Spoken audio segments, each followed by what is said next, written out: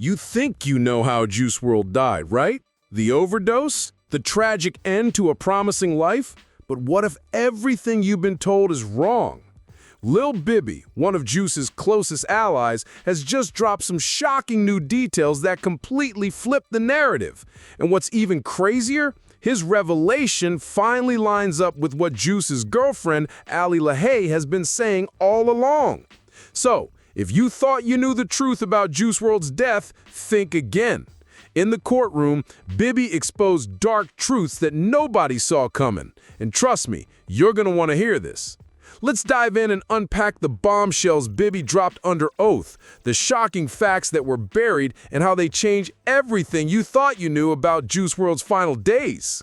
Section 1. The Courtroom Bombshell. So what exactly did Lil Bibby reveal in court? Well, it turns out the truth is far darker than most of us imagined.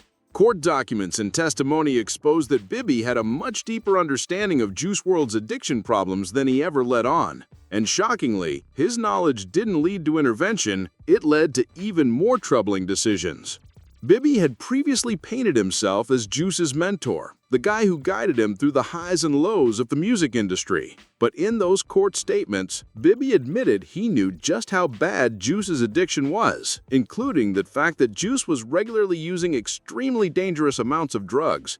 According to Bibby, Juice was taking 4 Percocets at a time. For those of you who don't understand the severity of this, 4 Percocets at once is a recipe for disaster, especially for someone who doesn't have the tolerance built up over years of use. We're talking about an overdose waiting to happen. But here's where it gets even worse. Bibby didn't just know about the drugs, he knew exactly what Juice was doing to himself. Yet, despite this knowledge, he kept pushing Juice to work, to perform, and to keep up appearances. He didn't step in and say, "You need help." No, instead, he let Juice continue down a dangerous path, all while reaping the rewards of Juice's rising career. Bibby's court testimony confirmed what many fans had feared all along. The people closest to Juice were fully aware of his struggles, but chose to let business come first. They let him push forward, all while ignoring the growing risks. It's a betrayal that cuts deep, especially when we learn that Juice had already reached out to Bibby, asking for more support. Section 2. The cracks in Bibby's narrative. Now, let's talk about the cracks that started showing in Bibby's story. When Juice WRLD pulled him aside just a week before his death, he wasn't just talking about business or music, he was begging for help. Juice told Bibby, "You gotta start coming around more. I miss how it was in the beginning, man. It was so much fun." At this point, it's clear Juice was struggling. He wasn't just being dramatic or acting out, he was emotionally reaching out, telling Bibby he needed him. But here's where things get real dark. Bibby's response? He straight up called Juice weird for acting like this. He said, "I don't like being around weird people, bro." Let that sink in for a second. Here's a young artist, someone who's clearly feeling the weight of fame, addiction, and pressure, and instead of offering support or understanding, Bibby dismisses him. Instead of responding with compassion or empathy, Bibby judges him. Weird was how he saw his close friend and mentee.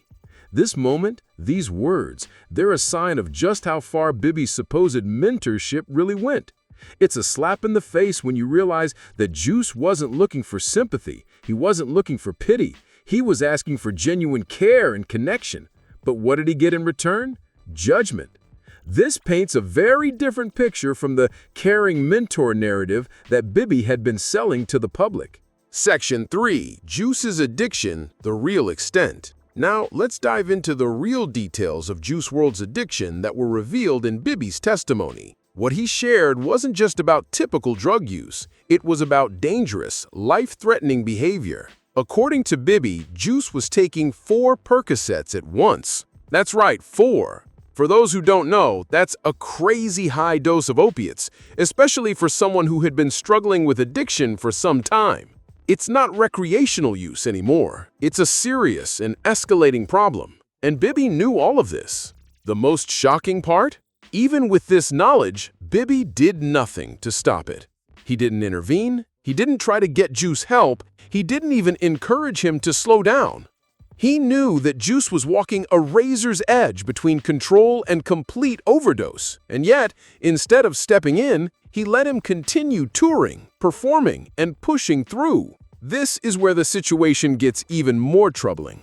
Bibby's court testimony revealed that he knew Juice wasn't just struggling with occasional use. This wasn't about partying or having a good time. It was about Juice constantly self-medicating to numb the pain of his mental health struggles. And Bibby was aware of it. Juice was begging for help. He asked Bibby multiple times to come on tour with him, even calling him 6 times to try and get him to join. He was crying out for support, for someone who could truly help him through his battles. But Bibby didn't answer the call. What this shows is the growing isolation Juice felt. The deeper he fell into addiction, the further away he was from the people who were supposed to help him. People like Bibby. Instead of being the strong presence Juice needed, Bibby allowed business interests and career goals to overshadow the reality of what was happening to his friend. Section 4. Financial incentives and business decisions. Now, let's take a look at the financial side of things, the part that makes this whole situation even more chilling. What we learned in court was that while Juice WRLD was struggling with his addiction, there were serious business pressures that weighed heavily on him. Lil Bibby and others in his team knew how much money Juice was making. His career was exploding, and with that success came massive financial incentives to keep him working, no matter the cost. This is where things start to look even worse. Bibby admitted that despite knowing about Juice's addiction, he continued to push him to tour and perform. Even when Juice was reaching out for help, begging Bibby to come on tour and be there for him, Bibby's focus remained on business. It was as if Juice's personal struggles took a back seat to the money that was rolling in. Juice wasn't just an artist, he was a money-making machine. The more he performed, the more his music sold and the more albums that were released. In fact, after Juice's death, his posthumous albums like Legends Never Die and Fighting Demons became massive hits, keeping his estate and management team rolling in cash. But the problem with this is that it looks like people were more focused on the profits than on protecting Juice from the dangers of his addiction.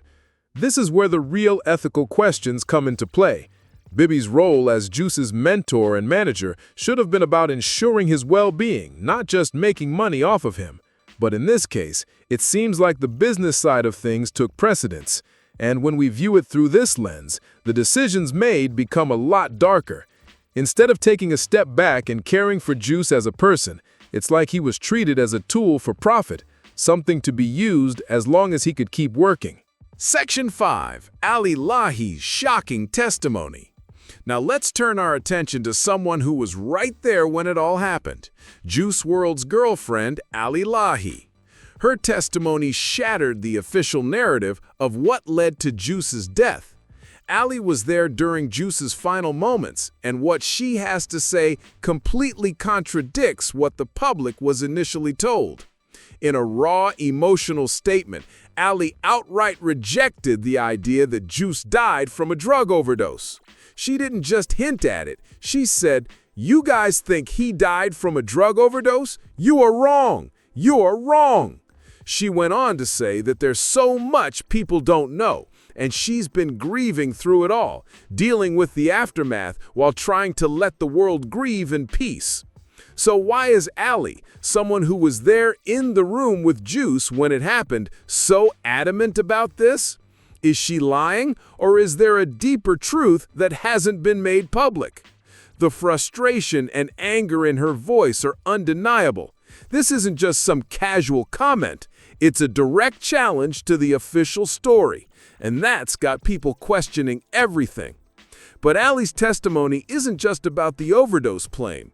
She also gave us a glimpse into Juice's final moments that we haven't heard anywhere else. According to her, Juice looked at her and said, "I don't feel good," before he seized up and collapsed. She ran over, screaming for help, but here's the truly disturbing part. Almost no one tried to help. Ali says there was only one person who helped her try to save Juice's life. Think about that. In a room full of people, only one person stepped forward to help a dying man. Where were the people who were supposed to be looking out for him? Where was the management team? The people who were supposed to ensure his safety? It's an incredibly haunting thought, and it paints a grim picture of what was happening in those final moments. Section 6. Conspiracy theories and what people are saying. As if the contradictions in Ali's testimony weren't enough, there's a whole wave of conspiracy theories that have emerged in the wake of Juice WRLD's death. Fans and online communities are buzzing with speculation, and some of the theories they're circulating are pretty wild. So, let's break down what people are saying. One of the most outlandish theories that's been floating around is that Juice WRLD faked his own death. Yeah, you heard that right. Some fans believe that his death wasn't an accident, but a planned event, with Juice orchestrating it as part of some final artistic statement or social experiment. Why? Because he rapped about not making it past 21 in his song Legends, and as fate would have it, he passed away exactly at 21, which some see as too perfect to be a coincidence. While this idea might sound like something straight out of a movie, the truth is that there's no concrete evidence to support it. The medical examiner confirmed that Juice died from an accidental overdose, and it's not uncommon for artists who are struggling with addiction to reference death in their music. Still, the coincidence of his age and his lyrics certainly has people thinking. Then there's a much darker theory that's been circulating, one that's gained traction in the hip-hop community. Some believe that Juice's label, Grade A Productions, might have poisoned him. This theory suggests that those in control of his music catalog could have deliberately laced his pills, knowing that if he died while still under contract, they would control his entire catalog and have the rights to release his music for years to come.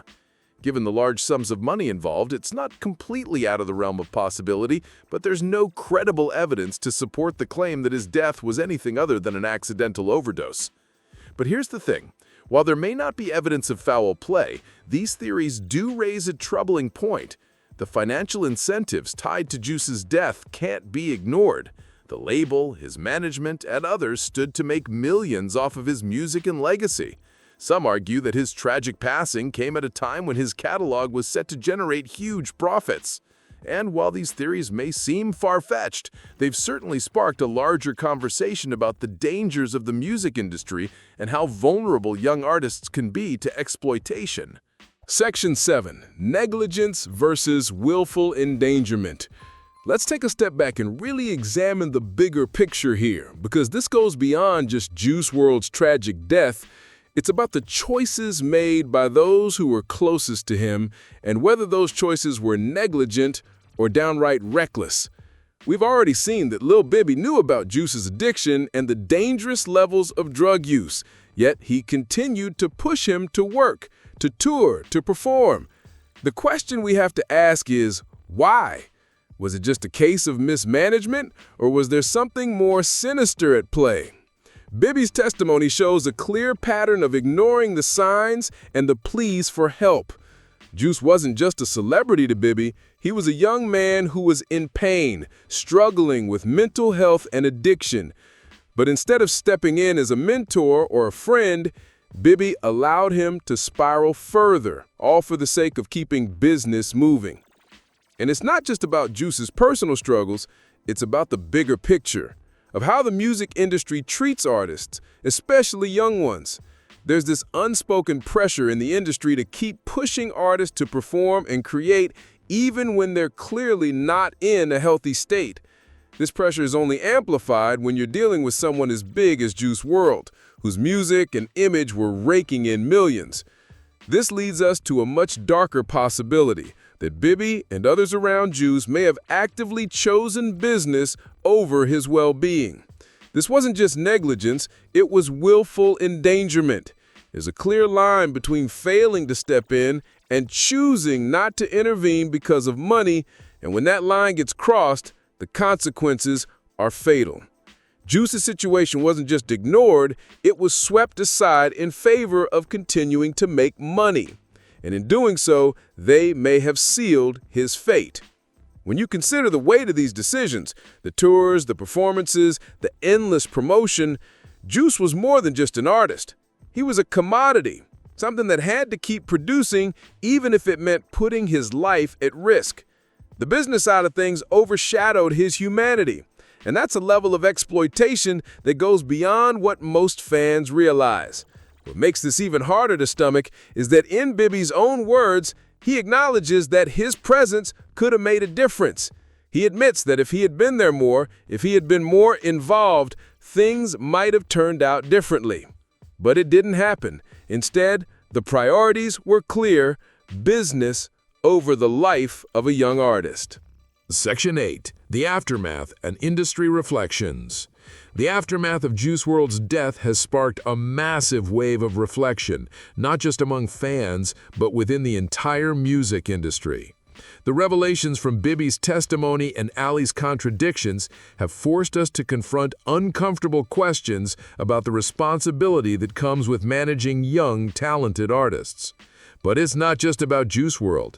This is part of a much larger conversation about the treatment of artists in the industry, especially those who struggle with addiction or mental health issues. Since Juice's passing, the industry has continued to profit from his music, with posthumous albums like Legends Never Die and Fighting Demons dominating charts. But the question on many fans' minds is this: how can Bibby, who failed to protect Juice while he was alive, continue to profit from his legacy now that he's gone? The sale of 90% of Juice's catalog to Opus Music Group in 2022 has only fueled the fire. If the people who managed Juice's career failed to step in when he needed it the most, how can they now be trusted to manage his legacy? These questions raise serious ethical concerns. If the industry and its executives are willing to put profits ahead of an artist's life, what does that say about the system as a whole? Juice wasn't just another successful artist. He was a young man, someone who was deeply vulnerable and struggling, and yet the pressures of fame and money were far too strong for anyone to step back and ask, is he okay? But the controversy doesn't end with Bibby. The entire music industry is complicit in this system of exploitation, one where young artists are pushed to perform and create even when they're clearly in distress. The reality is that Juice WRLD wasn't the only one. The industry has a long history of young, talented artists whose struggles with addiction, mental health, and personal pressure are ignored or even exacerbated, all in the name of profit. Now, with all these revelations in the public eye, the conversation about accountability has grown louder. Can the music industry continue to operate like this? Shouldn't there be a shift in how the people around artists manage their well-being? The Juice WRLD case has highlighted a crucial point. No matter how much success or fame someone has, they deserve care and compassion, not just as an artist, but as a person. And the people around them, whether it's managers, labels, or even friends, have a responsibility to recognize when something is wrong and to step in before it's too late. This isn't just about one artist's death. It's about how we, as a society and industry, treat our youth and our artists. It's a wake-up call to do better, to demand more from the people who manage young talent, and to make sure that moving forward, the focus is on the well-being of the person, not just the profits. In conclusion, the story of Juice WRLD's death is one of loss, heartbreak, and ultimately a glaring reflection of the flaws within the music industry. While the official cause of his death was an accidental overdose, the court revelations surrounding Lil Bibby's testimony and the contradicting statements from Lahi raise serious ethical questions. Bibby, despite knowing the extent of Juice's struggles, continued to push him for business reasons, prioritizing profit over the well-being of his close friend. Juice WRLD was a talented artist whose pain was ignored by the very people who should have been looking out for him. This tragedy isn't just about what happened to one young star. It's a wake-up call for the entire industry. How many other artists are struggling in silence, their battles dismissed in favor of the next big hit or tour? We can't change the past, but Juice's story should serve as a reminder to do better. It's time for the music industry to acknowledge its role in the exploitation of young talent. Artists deserve care, support, and compassion, not just for their music, but for their mental health. The real question now is, will the industry learn from its mistakes or continue down the same destructive path?